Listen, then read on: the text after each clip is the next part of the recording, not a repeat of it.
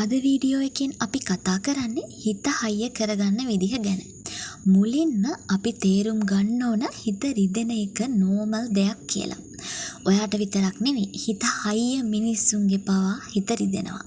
මේක තමයි මිනිස්සුන්ගේ ස්වභාවය. සල්ලි තිබුණා කියලා හෝ හොඳ පවුලක ඉපදුනා කියලා කිසිම මිනිස්සෙක්ට මේ දෙයින් බේරෙන්න බෑ. මොකද ප්‍රශ්න කියන දේ කාටත් පොදුයි. අපි පුරුදු වෙන්න ඕනි ඒ ප්‍රශ්න දිහා බලන විදිය සහ ඒවට රියැක්ට් කරන විදිහ වෙනස් කරගන්න. කවුරු හරි ඔයාට හිත රිදෙන දෙයක් කිව්වොත්, හිත රිදෙන විදිහේ වැඩක් කරොත්, ඔයා එකපාරටම ඒකට රියැක්ට් කරන්නේ නැතුව ඔයාගේ සිතුවිලි මැනේජ් කරගන්න පුළුවන් නම් ඔයාට මේ වැඩේ ලේසි වෙනවා. ඉතින් මේක එකපාරින් හරියට කරන්න බෑ. මුලින්ම බලන්න ඕනි මොන වගේ දේවල් වලටද ඔයාට ගොඩක්ම දුක හිතෙන්නේ. ඔයාගේ හිත දුර්වල වෙන්නේ මොන වගේ අවස්ථාවලදීද?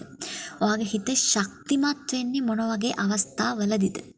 මේ විදිහට ඔයා ගැනම රිවිව් එකක් කරන්න පටන් ගන්නකොට ඔයාට තේරෙනවා ඔයා මොන වගේ මනුස්සයෙක්ද කියලා.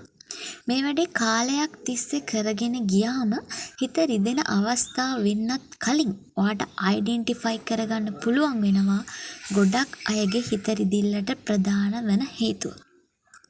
ගොඩක් අයගේ හිත රිදෙන්න වෙන ප්‍රධාන හේතුව තමයි එයාගේ අතීතයේ වෙච්ච සිදුවීම්. ඔයා ගොඩක් පොඩි කාලේ වෙච්ච දේවල්, දෙමව්පියෝ සහ ඔයාගේ වැඩිහිටියෝ කරපු දේවල්, කියපු දේවල්. මෙන්න මේ නිසා ඔයාගේ හිත එක්තරා ආකාරයකට හිතන්න පුරුදු වෙලා තියෙන්න පුළුවන්. ඉතින් තමන්ගේ අතීතය දිහා බොහොම සෝදිසියෙන් බැලුවොත් ඔයාගේ හිත දුර්වල වෙන හේතු ඔයාටම පේන්න ගන්න පුළුවන්. දැන් තියෙන ප්‍රශ්නේ හිත දුර්වල කෙනෙක් කොහොමද එයාගේ හිත ශක්තිමත් කරගන්නේ කියලා. කලින් කිව්වා වගේ පළවෙනි ස්ටෙප් එක තමයි ඔයාවම ස්ටඩි කරන එක. ඔයාගේ ෆිට්නස්, ඒ වගේම ස්ට්‍රෙන්ග්ස් සේරම පොතක ලියන්න ගත්තාම ඔයාට පේනවා ඔයාගේ හිත හැදිලා තියෙන විදිහ. ඊළඟට ඔයාගේ වීක් පොයින්ට්ස් ફોකස් කරලා නොයෙකුත් එක්සර්සයිසස් කරන්න පුළුවන්.